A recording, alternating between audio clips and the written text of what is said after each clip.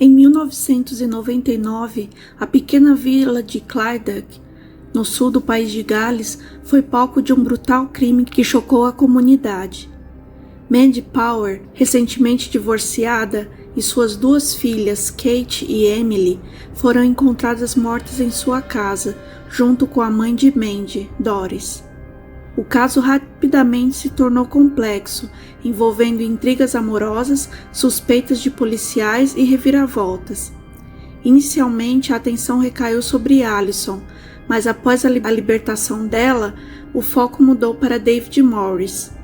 O porquê de tudo isso você verá no caso de hoje. Olá pessoal, tudo bom com vocês? Eu sou a Anice e estou super animada para trazer o conteúdo intrigante e misterioso de hoje. Se você é apaixonado por histórias de crime, mistérios e casos resolvidos e não resolvidos, está no lugar certo. Quero ouvir as suas sugestões de casos. Sabe algum mistério fascinante que gostaria de ver aqui? Deixe sua sugestão no formulário na descrição do vídeo. Então, não se esqueça de curtir o vídeo, se inscrever, ative as notificações e envie suas sugestões. O vídeo de hoje vai ser um pouco grande, eram muitas informações, não deu para ficar menor. Espero que vocês gostem de casos grandes. Me conta aqui nos comentários se você gosta de ouvir casos grandes ou prefere os pequenos. E agora, vamos para o vídeo. Prontos para explorar o lado sombrio da humanidade? Então vamos lá. Era 1999 em uma pequena vila chamada Clydach. Clydach ficava no sul do país de Gales, em um lugar chamado Swansea. Nesta pequena cidade morava uma mulher chamada Mandy Power. Ela tinha 34 anos na época em que este caso aconteceu, e ela havia se divorciado recentemente de seu marido, um homem chamado Michael Power. Eles se casaram em 1986 e tiveram duas filhas, mas o casamento se desfez e eles se divorciaram, embora tenham permanecido bons amigos. As meninas Kate, que em 1999 tinha 10 anos, e Emily, que tinha 8, foram morar com Mandy. Lá também vivia a mãe de Mandy, Doris, que tinha 80 anos e estava acamada. Mandy era descrita como uma mulher extrovertida e animada, sempre disposta a dedicar tempo aos amigos e à família.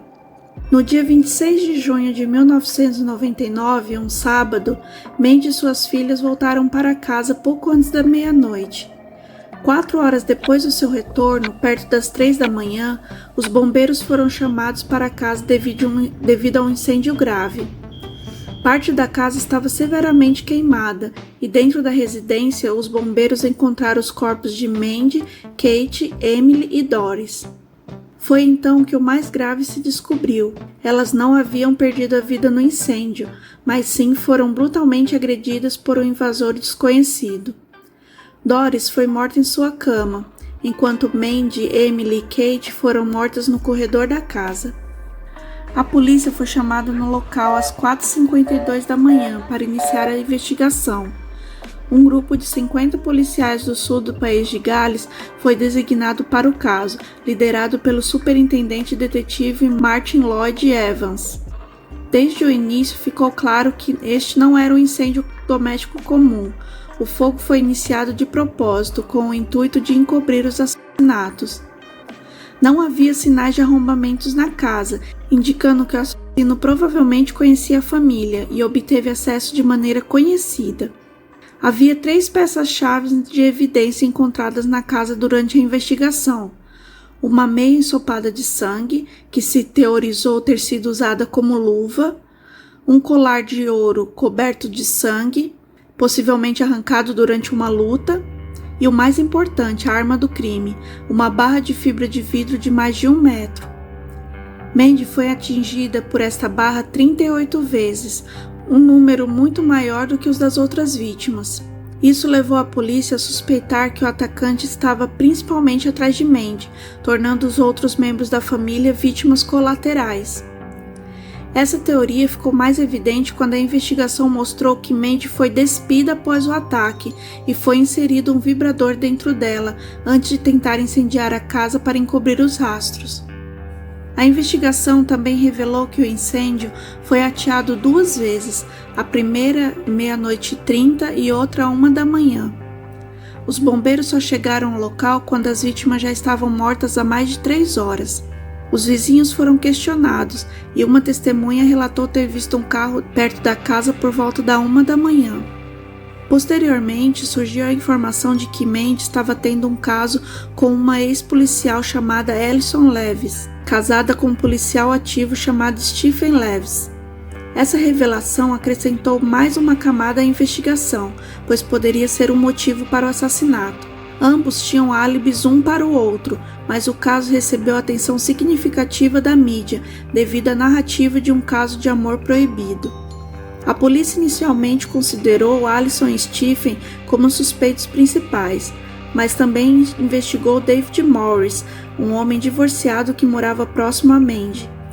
Rumores sugeriam o envolvimento anterior de David e Mandy. No entanto, ele tinha um álibi e estava namorando outra mulher na época dos assassinatos. Nicola Williams se apresentou, afirmando ter visto um homem com características semelhantes a Stephen Levis perto da casa de Mandy no dia dos assassinatos. Um retrato digital parecido com Stephen e Stuart Levis foi gerado pela polícia, mas decidiram não divulgá-lo. Em setembro, um apelo público oferecendo uma recompensa de 30.000 libras foi feito, sem resultar em novas pistas. Em janeiro de 2000, folhetos foram distribuídos em Port Tennant, perto de Clyde, buscando informações sobre um homem manchado de sangue na área. O caso permaneceu sem solução, levando os parentes de Mandy a fazerem um apelo na TV em junho de 2000. Com evidências limitadas, a polícia não tinha novos suspeitos nem pistas significativas. Após um retrato falado ser divulgado e um apelo da família, a polícia estabeleceu uma sala de incidentes móvel na esperança de encontrar pistas ou testemunhas anteriormente perdidas. Nesse momento, uma vizinha de Mandy, chamada Louise Pudge, que além de vizinha era amiga, foi até a polícia com novas informações. Ela disse que, no dia que antecedeu o assassinato de Mandy teria ido à cidade e comprado 2 garrafas de vinho, pois veria a Alison mais tarde naquela noite. Não se sabe se ela tinha plano de encontrar Alison depois que voltasse com suas filhas aquela noite, ou qual era o combinado, mas ela planejava ver Alison, o que era uma pista enorme. Isso ficou ainda melhor quando Louise disse que, aparentemente, algumas semanas antes do assassinato de Mandy, ela testemunhou um homem gritando com Mandy, dizendo para ela ficar longe de sua esposa, ou ele a mataria. Louise identificou o homem que gritou com Mandy como sendo Stephen Levis. Alguns dias depois dessas informações, em 4 de julho, Alison e Stephen Levis foram presos sob suspeita dos assassinatos, e o irmão de Stephen, Stuart, também foi preso sob suspeita de tentar obstruir a justiça. Alison negou qualquer envolvimento no assassinato e disse que não tinha combinado de ir à casa de Mandy na noite dos assassinatos. Todos negaram envolvimento e mantiveram suas histórias originais, afirmando que Alison e Stephen estavam em casa juntos e tinham seus álibis. Alison admitiu ter tido um caso com Mandy, mas afirmou que Stephen nem sabia do caso. Já Stuart, o irmão gêmeo de Stephen, coincidentemente foi o primeiro policial a chegar à cena do crime na manhã dos assassinatos. Ele foi o primeiro a chegar, mas ficou lá apenas por alguns minutos e saiu sem contar a ninguém, sem contar sobre os assassinatos e sem fazer anotações. Ele não preservou a cena do crime de forma alguma, simplesmente apareceu, deu uma olhada rápida e foi embora, dizendo que já tinha visto o que precisava. Ao fazer isso, ele pode ter prejudicado a investigação, contaminando a cena do crime ou destruindo evidências forenses. Há suspeitas de que Stuart, irmão de Stephen Levis, também estivesse envolvido nos assassinatos, pois seu carro foi avistado perto da casa de Mandy na noite do crime. Embora ele tivesse um álibi para o segundo incêndio, a comunidade ficou indignada com as revelações e pressionou Alison, esposa de Stephen. Cerca de 150 pessoas se reuniram hostilmente do lado de fora da delegacia de polícia, onde Alison estava sendo questionada, forçando a polícia a retirá-la secretamente na parte de trás de um carro policial.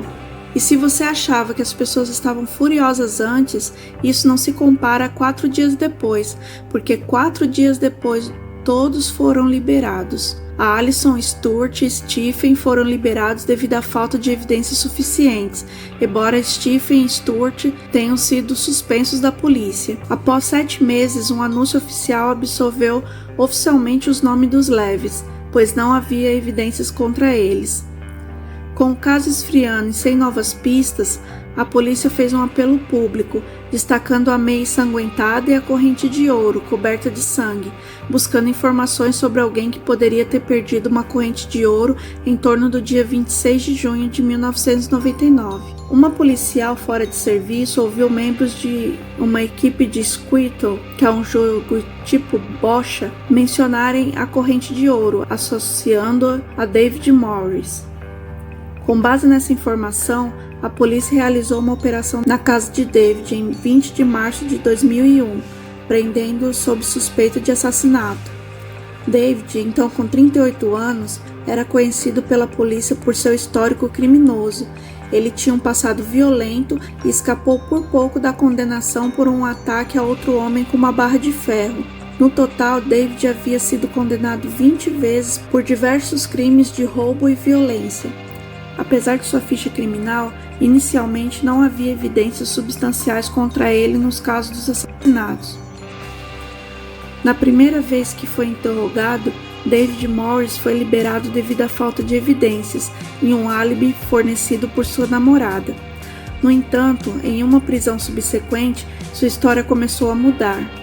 Inicialmente, ele afirmou que estava no pub, mas depois alegou ter se envolvido em uma briga com a namorada, decidindo ficar no pub e conversar com outra mulher chamada Janice Williams.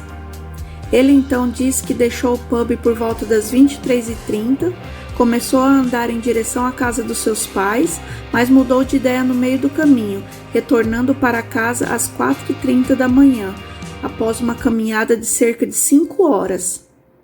Essa narrativa suspeita levantou questões sobre sua conduta na noite dos assassinatos. A namorada de David Morris, a Mandy Jewell, não conseguia se lembrar da hora exata em que ele retornou para casa na noite dos assassinatos, deixando-o sem um álibi. Além disso, Janice Williams, a mulher com quem David estava conversando no pub naquela noite, relatou à polícia que ele estava intoxicado, usando anfetaminas e fazendo comentários desrespeitosos sobre Mandy Power, incluindo chamá-la de vaca má e afirmar que ela era uma mãe horrível. Isso indicava que, na época dos assassinatos, David tinha sentimentos negativos em relação a Mandy. A segunda prisão de David Morris ocorreu devido à alegação de que uma corrente de ouro encontrada no local do crime pertencia a ele. No entanto, a corrente estava coberta de sangue das vítimas, tornando difícil conectar diretamente a David. Ele negou ser o dono, mas admitiu ter uma corrente semelhante, alegando-a tê-la perdido 2 semanas antes dos assassinatos em um canteiro de obra revistado pela polícia sem sucesso. O primo de David, Eric Williams, afirmou que David pediu dinheiro para comprar uma nova corrente, confessou ter dormido com Mandy na noite anterior aos assassinatos e disse que a corrente estava com ela. Essas circunstâncias levaram à prisão de David por 4 assassinatos, mesmo sem evidências físicas concretas. Durante o aguardo do julgamento, evidências de poeira de tijolo e tinta verde na corrente foram associadas ao trabalho de construção de David e à tinta da sua casa. No Reino Unido, a acusação era liderada por Patrick Harrington, um advogado respeitado e que enfrentava o desafio de convencer que David Morris cometeu os crimes, pois não havia evidências físicas diretas contra ele, apenas circunstanciais. Durante o julgamento, a acusação enfatizou a violência de David, respaldando isso com evidências de seus crimes anteriores. O depoimento de Gary Bynum, amigo de Mandy, indicou que Mandy temia David, embora não tivesse um relacionamento íntimo. A acusação concentrou-se nas inconsistências das declarações de David e em sua admissão de que a corrente de ouro era sua, encontrada na cena do crime coberta de sangue. A acusação alegou que David fez uma investida sexual contra Mandy, sendo rejeitado, o que levou aos assassinatos. assassinatos. A defesa buscou desviar a culpa para Alison Leves, baseando-se no DNA encontrado em um vibrador compartilhado por Mandy e Alison. Alison, por sua vez, manteve sua inocência, mas a defesa a difamou, destacando seu envolvimento em artes marciais e insinuando sua conexão ao crime por meio de um filme em sua posse. O júri, após 3 dias de deliberação, condenou David por 4 acusações de assassinato, mas a sentença foi anulada devido a um conflito de interesses. Após um novo julgamento, David foi novamente condenado. No entanto, as alegações posteriores sugerem que sua condenação pode ter sido equivocada, com evidências indicando uma má conduta policial para encobrir culpados. Um desses indivíduos que acreditam que houve uma falha na justiça é um homem chamado Dr. Brian Thornton, do projeto Justiça de Winchester. Revelou 2 investigações distintas sobre assassinatos de Mandy e sua família, uma centrada em David Morris e outra nos Leves.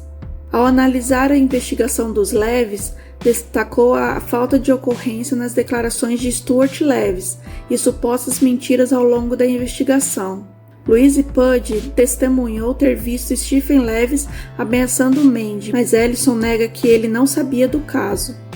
Outras revelações incluem uma declaração de um informante sobre ameaças feitas por um policial, possivelmente Stephen Leves. Contradições surgiram em relação à entrada de Stephen na casa de Mandy, como inicialmente afirmar que nunca tinha entrado na casa de Mandy, mas à medida que a história evoluía, ele supostamente admitiu que tinha entrado talvez 1 ou 2 vezes. Isso evoluiu para ele supostamente acendendo alguns fósforos para acender o fogão dela, para que ele pudesse fazer um chá para ela, mesmo que Mandy tivesse um fogão elétrico, então não haveria necessidade de fósforos. Ele também alegou que poderia ter tocado acidentalmente na arma do crime, a haste de fibra de vidro. Suspeito é o mínimo para se dizer neste caso. O DNA masculino encontrado na meia ensanguentada não pôde ser retestado devido a restrições legais. Ele só poderia ser retestado se fosse uma evidência nova. Um homem chamado John Allen testemunhou ter visto Stephen Leves com uma sacola verde na manhã dos assassinatos. Disse que não contou antes, pois tinha medo de não acreditarem nele, e também por Stephen ser policial. 5 meses depois de John Allen se apresentar, a polícia de Sol Valles disse que revisariam o caso com uma supervisão independente. Antes que algo pudesse ser divulgado sobre esta revisão, em agosto de 2021, David Morris faleceu na prisão, mas sua família continua a afirmar sua inocência até hoje. Após a morte de David Morris, os resultados da revisão do caso afirmaram uma ligação entre seu DNA e a meia, mesmo que não bateu 100% de certeza que é o mesmo DNA. A polícia está convicta de que pegaram o cara certo.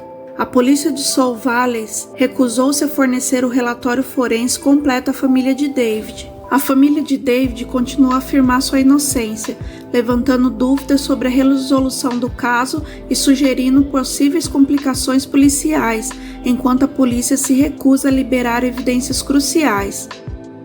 Parece que nunca saberemos verdadeiramente o que aconteceu naquela noite, e nunca saberemos o que aconteceu com Doris, Mandy, Kate e Emily. Gostaria muito de ouvir suas opiniões sobre este caso, porque, embora seja um caso resolvido, ainda acho que há muitas perguntas em torno dele. Será que David realmente fez isso? Não há evidência concreta de que ele realmente é o responsável por este crime, e há evidências circunstanciais que sugerem que ele fez, mas também há evidências circunstanciais sugerindo que os Leves estavam envolvidos. Assim eu termino o vídeo de hoje. Me conta o que vocês acham. Quem vocês acham que matou essa família? Há muitas perguntas a se fazer nesse caso, então deixa aqui nos comentários o que vocês acham, que eu vou amar ler. Espero que vocês tenham gostado, então peço por favor, se gostaram do vídeo, deixem seu like e se inscrevam com o sininho ativado. Vou deixar aqui no final 2 vídeos que tenho certeza que vocês vão gostar. Clique em um deles e continue aqui comigo. Eu agradeço por terem ficado comigo até aqui e até mais.